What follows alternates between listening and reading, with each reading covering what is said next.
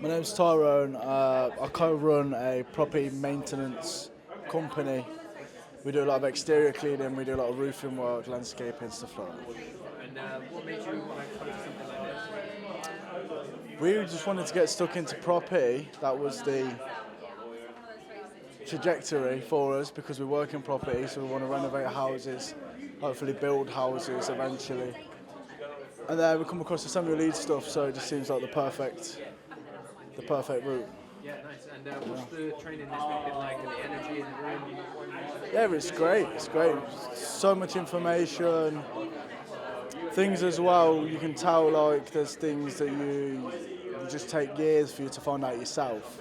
Like when you run a business, you learn a lot of tricks, little tricks and stuff like that. So just even learning things like that, I think it's worth it. And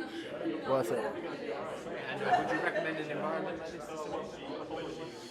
Yeah, probably to somebody maybe that feels like they need to be motivated, stuff like that. If you feel like you need motivation or you want to be around people that are business minded and not like job minded, then yeah, definitely.